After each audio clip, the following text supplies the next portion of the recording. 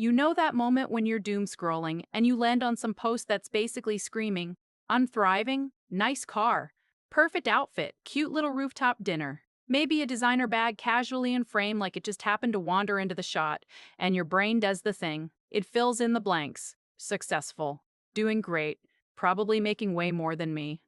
But here's the part nobody sees on the post: the monthly payment that's chewing up the paycheck, the rent that's way too high for the neighborhood, the card balance that never really got paid off, and the retirement account that's still sitting there like, hello? I exist. That's the weird power of fake wealth. It looks expensive because it is expensive to maintain, not wealth, the look of wealth. And today, I want to break that whole thing down because two people can both make 75K and end up in completely different worlds. One ends up with 500K, the other ends up with basically nothing. Same income, very different lives. And honestly, it usually comes down to what they're buying when they think they're buying success. Let's start with the trap that gets people first: the entry-level luxury game. A lot of premium brands don't just sell rich people stuff. They sell rich people vibes to regular earners who are trying to get close enough to touch the image. That's the whole strategy. On one side, you've got the real luxury tier, the absurdly expensive watch, the handbag that costs more than a used car, the actual top-shelf vehicle. Those are usually bought by people for whom the purchase barely changes anything financially. It's a preference, not a sacrifice. On the other side, you've got the affordable version with the same logo, the base trim, the smaller bag, the entry-level watch. Still branded, still recognizable, still saying the same thing from across the room, but now the price is just low enough to feel possible, even if it's actually stretching you. That's the sweet spot for the brand. Not cheap, just painful enough. Because the brand isn't really charging for materials, it's charging for the signal. And if you're buying the signal, you're already in their funnel.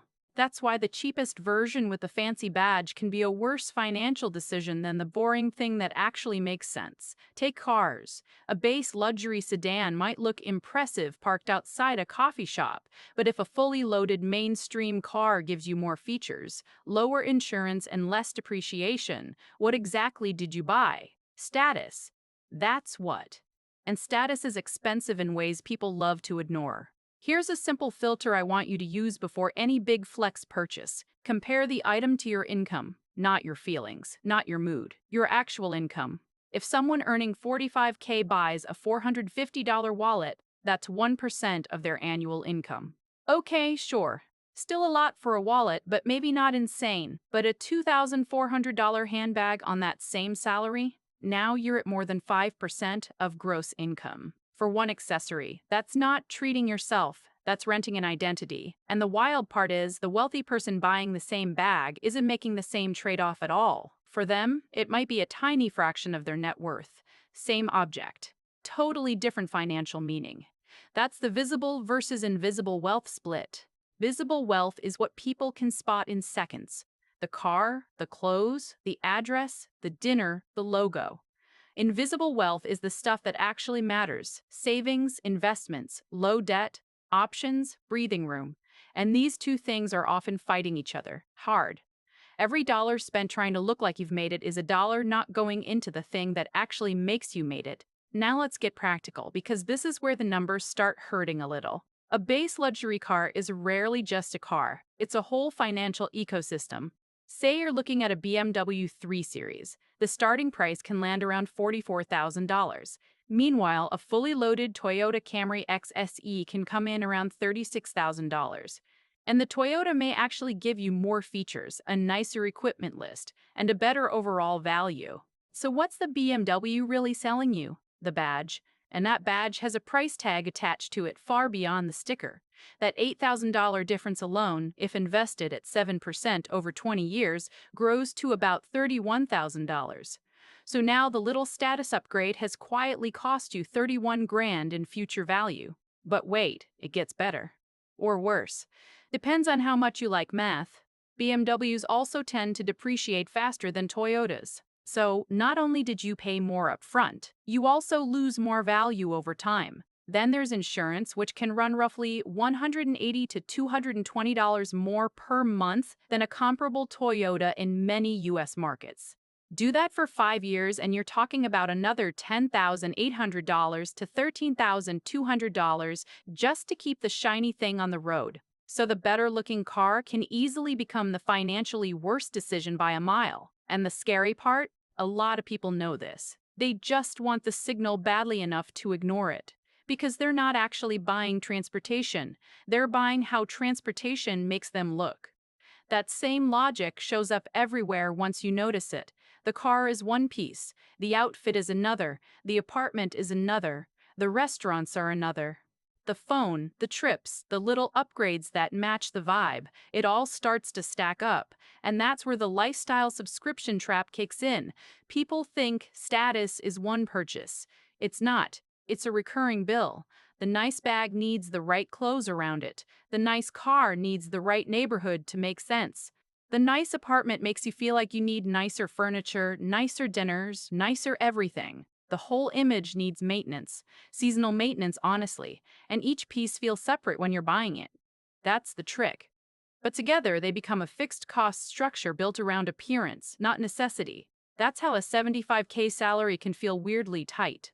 Not because 75K salaries can feel weirdly tight. Not because 75Ks is nothing. It isn't. In a lot of places, it should be workable. But if your monthly life is built around looking like you're doing a little better than you are, the margin disappears fast. Let's say after taxes and deductions, you're bringing home around $5,000 a month. That's the reality for a lot of people on that salary. Now stack the normal status life on top of it. Rent in the right neighborhood, $1,800. Car payment, $650 fee.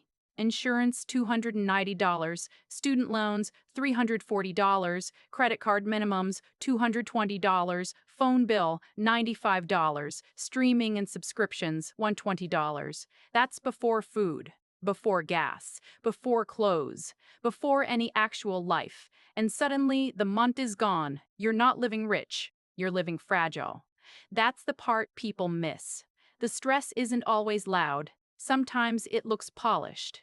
But underneath, one job loss, one medical bill, one car repair, one weird month at work, and the whole thing starts wobbling.